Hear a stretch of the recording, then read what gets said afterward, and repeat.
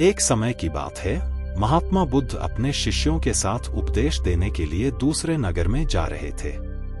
काफी दूर चलने के बाद सभी शिष्य थक गए और उन्होंने फिर महात्मा जी से कहा, गुरुजी, यदि आपकी अनुमति हो तो कहीं रुककर कुछ देर आराम कर लें। वत्स, हम कोई उपयुक्त स्थान ढूंढेंगे और वहीं विश्राम करेंगे, महात्माओं ने कहा। कुछ देर चलने पर उन्हें खेत दिखाई दिया। खेत में एक छोटा लड़का और एक बूढ़ा आदमी जुताई कर रहे थे। हे सज्जन, क्या हम यहाँ कुछ देर आराम कर सकते हैं? महात्मा ने बूढ़े व्यक्ति से पूछा।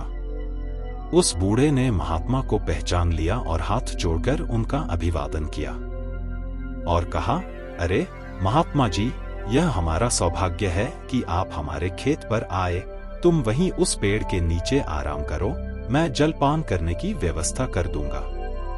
तब महात्मा जी ने कहा, हे सज्जन, आप अपना काम पूरा करें, हमें कुछ नहीं चाहिए।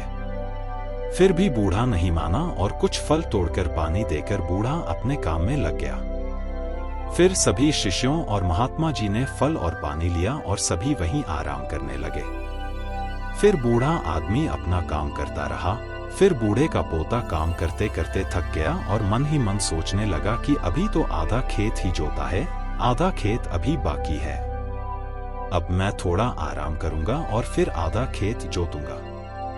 ऐसा सोचकर वह एक पेड़ के नीचे जाकर आराम करने लगा। पेड़ की ठंडी हवा से बूढ़े आदमी के पोते की आंखों पर असर पड़ा, लेकिन बूढ़ा आदमी काम करता रहा। फिर जब तक बूढ़े का पोता सोकर उठा, तब तक बूढ़ा पूरा खेत जोत चुका था। वह दृश्य महात्मा जी और उनके शिष्यों ने देखा। तब उनके शिष्य ने महात्मा जी से कहा, हे गुरुजी, इस बूढ़े व्यक्ति ने इतना बूढ़ा होने के बावजूद बिना आराम किए पूरा खेत जोत लिया और दूसरी ओर आपका पोता इससे छोटा होने के बावजूद भी आधा खेत जोतकर आराम करने गया था। ऐसा उत्साह प्रशंसनीय है। ऐसा उत्साह उन बुजुर्गों में दिखाई दे रहा है। और उसका पोता थकान से विश्राम करने चला गया।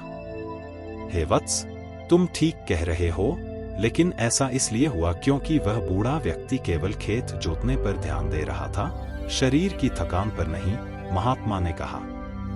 लड़के का ध्यान खेत जोतने पर नहीं था, बल्कि अपनी थकान पर था। यह हमें सिखाता है कि अपना ध्यान हमेशा लक्ष्य पर रखें, कहीं और नहीं।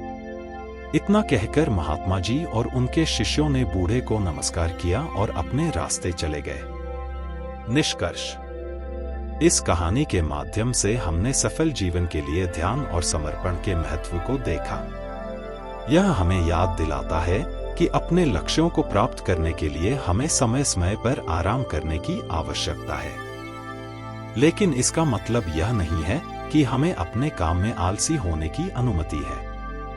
सही फोकस और समर्पण के साथ हम सभी चुनौतियों का सामना कर सकते हैं और अपने लक्ष्यों को प्राप्त करने में सफल हो सकते हैं। दोस्तों, आज की यह कहानी आपको कैसी लगी और आप इस कहानी से और क्या सीख सकते हैं? कृपया हमें कमेंट करके बताएं।